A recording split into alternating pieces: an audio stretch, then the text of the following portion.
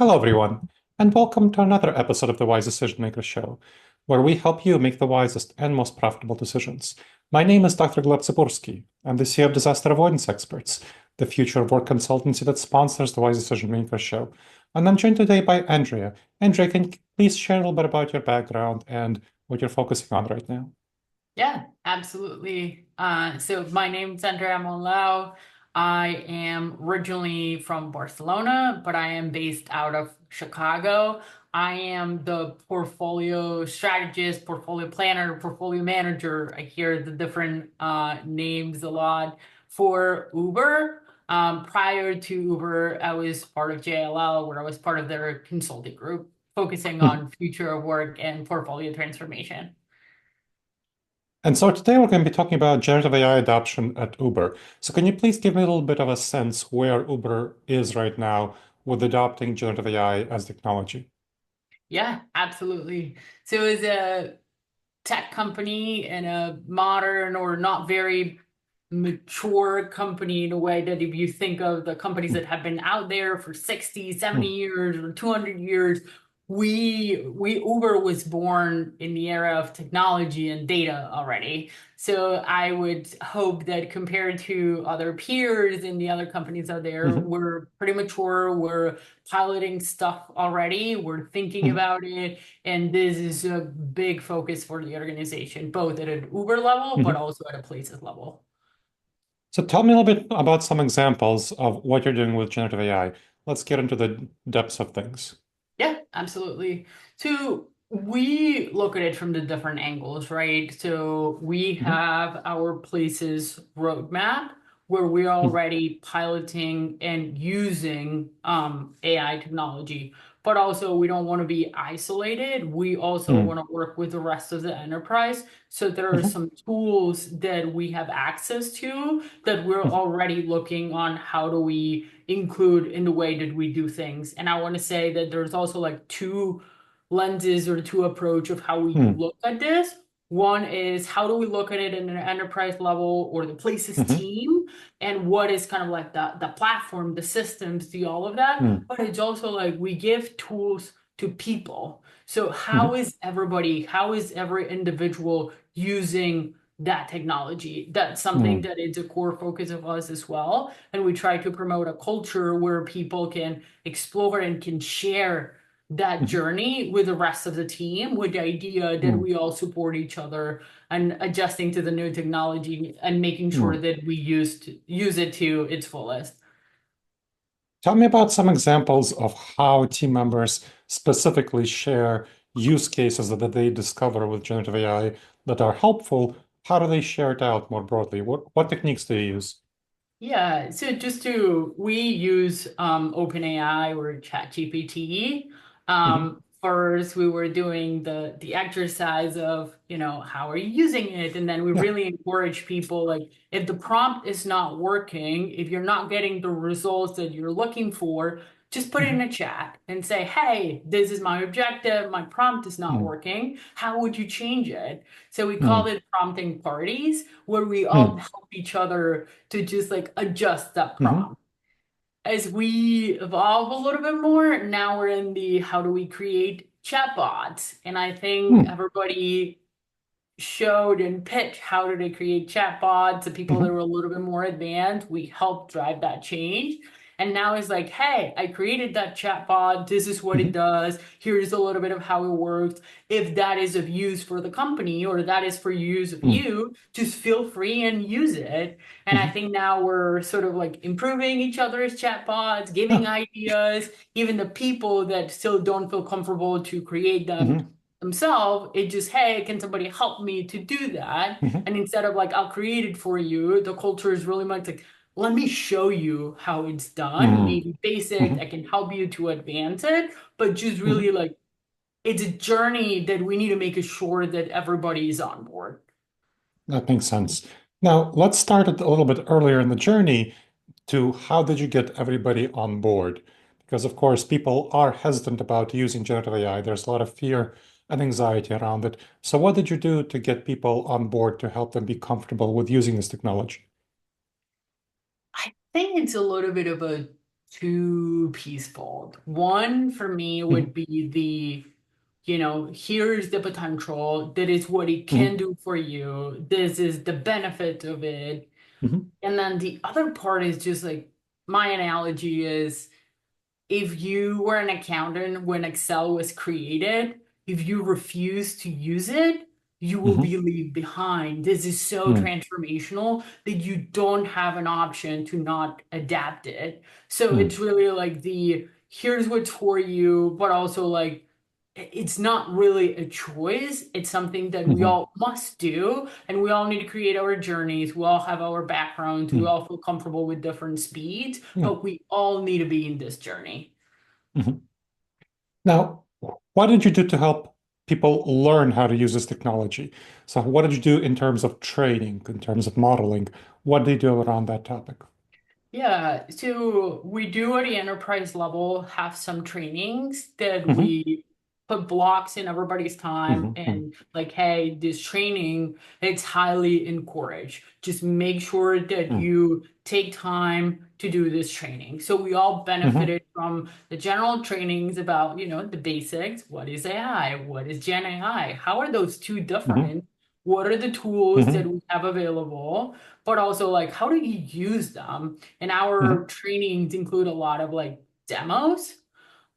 So I think that probably helped to get people started. Hmm. And then we started to take it to the places team, right? And then start Hmm. talking about it like, hey, how did you use this? How did you use that? And even celebrate when somebody was using AI. So they could say, Hmm. I've used AI for this. How is Hmm. everybody using it? So a lot of it was talking about it, right? And I feel like I'm one of those that like I love it, I'm all about it. I try to like leverage it every day. But Hmm. there's people that are still in that journey. So for Yeah. those people, it's about like hearing how other people use it, Hmm. how do you think about using Hmm. AI, right? So it's normalizing, it's making part of the conversation.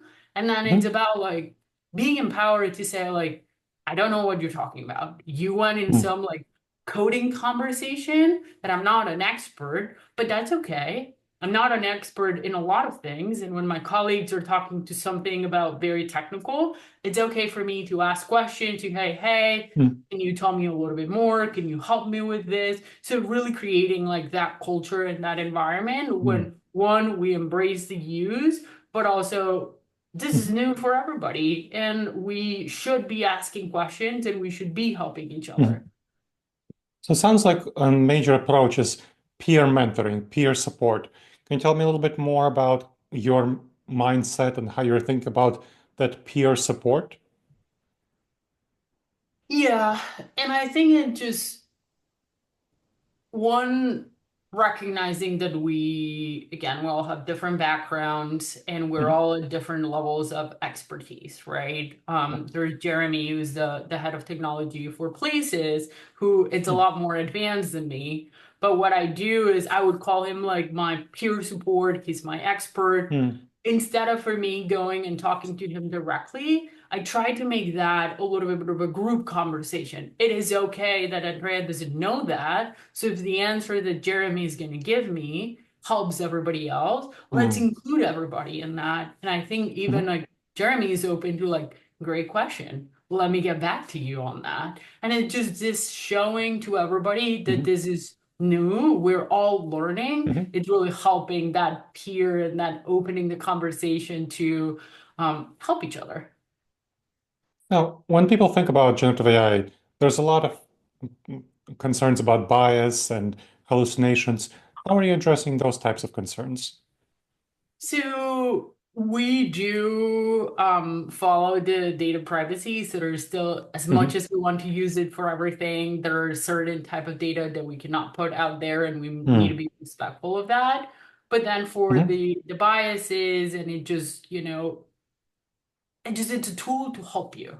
But Hmm. you cannot just then, this is the result. I don't look at it. This is Hmm. what we've done. So even that it helps us to accelerate, Hmm. we look at it from it's a tool, it's a support, it's the human that Hmm. collaborates with AI. It's not here to like replace or just not have your supervision. So if we were to look at different scenarios, and we definitely Hmm. like leverage AI to pull the data, like put the scenarios Hmm. together and maybe do the initial scoring, we Hmm. still want to go together in a meeting room and say, hey, Hmm. what do you think of that? Would you change anything? And then just have that conversation and that poking holes and looking at Hmm. things from different angles, because we really believe that there is no, Hmm.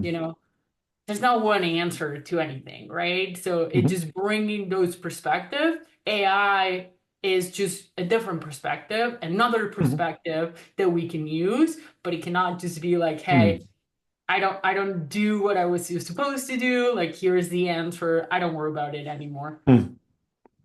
Now, you mentioned there's some type of data you don't put into generative AI. Tell me a little bit more about how you decide what type of data is appropriate for generative AI and what type of data is not. So we have three levels of data security at Hmm. Uber. Anything that is level one, that cannot go to any Hmm. tools. Then we have a level two, which can only be used for certain applications and Hmm. certain cases. And then level three, which is the data that's public information, so Hmm. that we have a little bit more freedom where, when do we use, and what do we share. Hmm. And how do you measure the impact of generative AI? Are there some metrics that you use? I know Uber is very well known for being metric driven. Yes. So I don't think we have them yet formally as a Hmm. KPI, but I would say that we recurrently poll people informally of how Hmm. often do we use it. So it's not so much of like what are the gains that we get from Hmm. it. It's a little bit more about like the encouragement and making sure that people are feeling more comfortable with its use by Hmm. encouraging the use. And uh, Uber, I think, is also working on integrating generative AI into its technology, right? Is there something that you want to share about that? I'm no, you're not working on that area, but just something that you know about there. So I don't know in the specific, I don't work in the specific Uber Yes, of platform or course. the Uber app that everybody knows, but we have Yep. teams that are Gen AI expert who are continue to hire, and we continue to look for that talent. So that I Mhm. know it's part of our processes, and we're including it Mhm. in the app, but also like how do we support the Mhm. earners, how do we support the Mhm. customers, and how do we support everybody?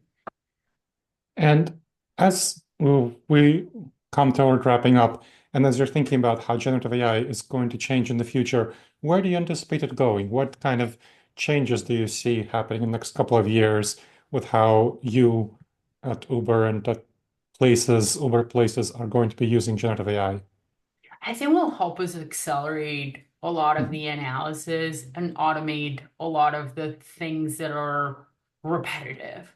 So Mhm. I think it will help the humans do the work that's fun, a little Mhm. bit more of like, hey, here's the first draft. Now we come together, we collaborate, we do the thinking, we do that type of I guess my favorite type of work. And then Mhm. we will let the Gen AI to do a little bit more of like the Mhm. admin work. It Mhm. would take us 6 weeks to get to that first draft of scenarios of option Mhm. of data. So just accelerating all of that and really becoming like a tool for everybody to use.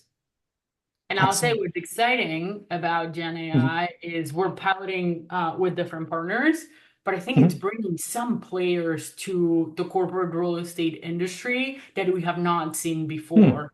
And I think it's a fairly centralized, and we look a few dominant players. I think it's opening the market to like Mhm. new players that are bringing a real estate lens, but their Mhm. background is in technology, or they have Mhm. other type of experiences. So I think that will be transformational to an industry that's still very like used to trade paper, Mhm. to pick up the Mhm. phone and making the things a little bit of the old school ways. I think it's time for us as an industry to transform. And I think this is it, the one that we can't Mhm. really say no as an industry. Excellent. Well, thank you so much for sharing your expertise, Andrea. This was super helpful. Of course. And thank you to the audience for checking out another episode of the Wise Decision Maker Show. Please make sure to subscribe to the show wherever you checked it out. and leave a review. It helps others discover the show and helps us improve the show. And if you have any questions, email me at gleb, Gleb, at disasteravoidanceexperts.com.